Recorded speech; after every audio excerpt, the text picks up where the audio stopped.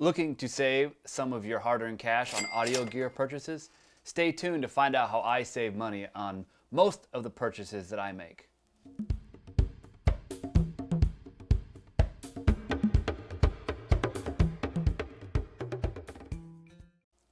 Well, hello folks, Chris the Frugal Audiophile with you here today.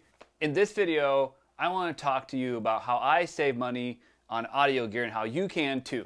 So if you like this kind of content, please be sure to subscribe to my channel and give this video a thumbs up. So it is no secret that prices in general on goods and services have gone up over the past couple of years. I think we all know why that is. Not going to get into that today. And this has certainly rung true for audio gear. I have noticed that a lot of the gear that I purchased a couple of years ago to get its newer model is now 30 to 60% higher in price. And that's just crazy. And I know a lot of us don't have a lot of extra money sitting around to put into audio gear. I mean, some people do, and it's not really a concern for them, and that's great. But for the rest of us, those who are looking for good deals, or for those of us who just don't have a lot of extra money to spend, I want to share with you how I save money on audio gear. This, of course, applies to purchases of all kinds, but I'm going to really focus on how I save money on my audio gear purchases. Not that I don't use these tricks and techniques to save money on other purchases, but mainly it is for my hobby, which is audio gear. First way I save money on my audio, and by the way, these are in no particular order, but the first way I save money on my audio gear purchases is through price tracking sites. And there are a ton of these out there. I'm sure that all of you have your favorites, and they all are great. But here's just a few of my favorites. And in the first category, I'm going to have the standard price tracking sites.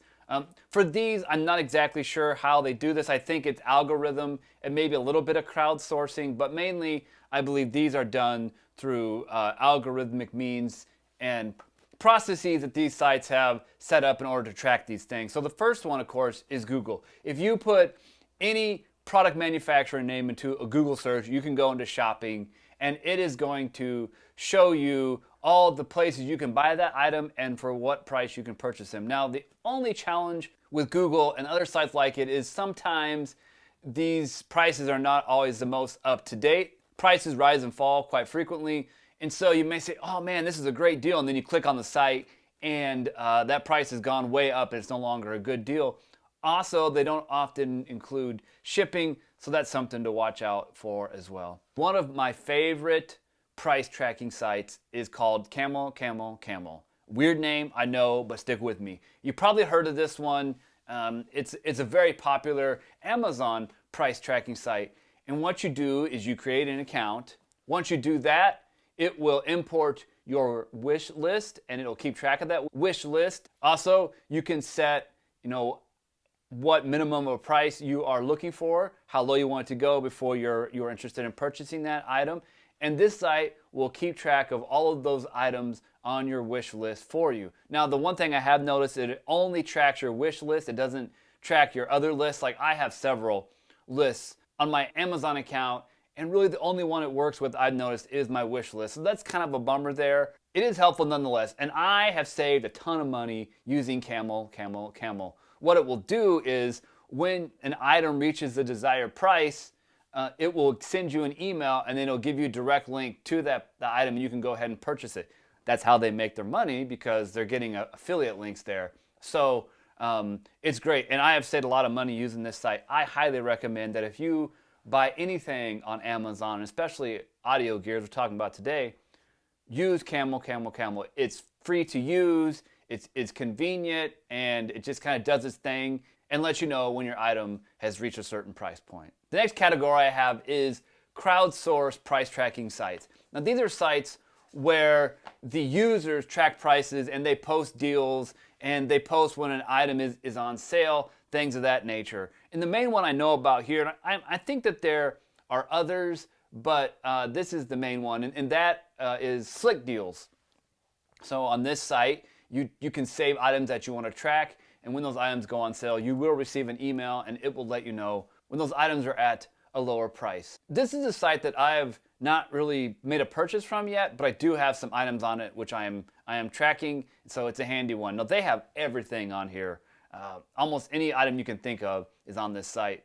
So it's a huge site, but also a helpful one nonetheless. So check out Slick Deals. All this talk about email leads me to the next way in which I save money, and that is through deal tracking emails. These are not necessarily like price trackers where you give them an item and they will track the price and let you know when it lowers. These are just sites that track sales of items, and you can kind of set your preferences and what you're interested in, and then they will send you emails with products they think you're interested in, and you can purchase them there. One of my favorite is actually called Brad's Deals, and they do a lot with clothing, especially since that's kind of what I buy from them. And so like this sweater I'm wearing right here, I got through a Brad's Deal email. I think I paid like $12, $15 for a $30 sweater.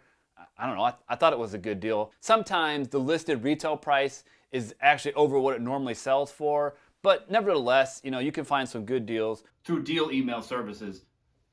Example, I purchased that Yamaha 5.0 speaker package that I reviewed several months ago through a Brad's Deal email list, and it was a really good deal. So you can find some audio gear. They do kind of track your clicks, and so whatever you click on, they tend to send you more of. That's why I get clothes a lot. However, it's still a nice service to have, and you can save money on all kinds of products using deal email. The next way in which I save money is by buying used products. I have saved so much money over the years by buying used products from sites such as Amazon, Crutchfield, although they tend to have more of what I'm going to talk about in my next section, but they do have some used stuff on there, and other sites. Walmart even will have used sometimes, but the best one is Amazon. And I've saved so much by buying used products on Amazon. Example right here is the Sony SSCS5 speakers that I got for like a third of their current retail price a few months ago on a really good deal. I think the retail price was actually a sale price at that time, and then I purchased these used like new from Amazon, and they were in excellent condition. Personally, I didn't see anything wrong with them. Maybe the more discerning eye could. Obviously, that's not something I'm going to be good at. However, they were a really good deal, and they seemed like they were in excellent condition to me. And I'm very proud of the deal that I got on them. So do not be afraid to buy used gear from sites such as Amazon and Crutchfield.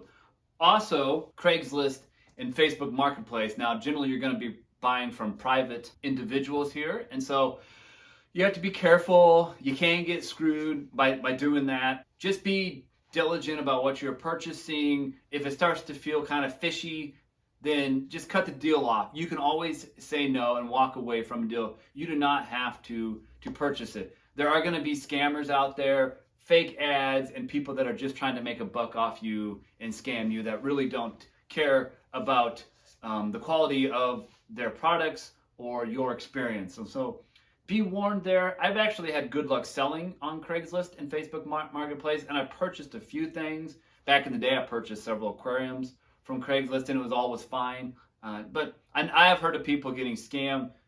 Just be careful. And if you are, you can find some amazing deals on audio products and other things on these sites. So along with used, I would also cite refurbished and open box. They're kind of similar, so I'm putting them in the same category. But still, I want to talk to you about these two types of products together. Now, a lot of places like Amazon, Crutchfield, Best Buy, Walmart, they're going to offer refurbished and open box products. Now, these are products that somebody purchased and they decided they didn't want them. Maybe there was a missing accessory. Maybe they did not fit their needs. There are various reasons. And so the company takes them in, either themselves or a third-party company will look that product over and say, yeah, it's good to go, everything's functioning, and they will resell it at a discounted price. And I have got some amazing deals on refurbished products. One of the best sites that I think most of us audio nerds know about is Accessories for Less. And they sell a ton of refurbished audio gear, and I've gotten some great deals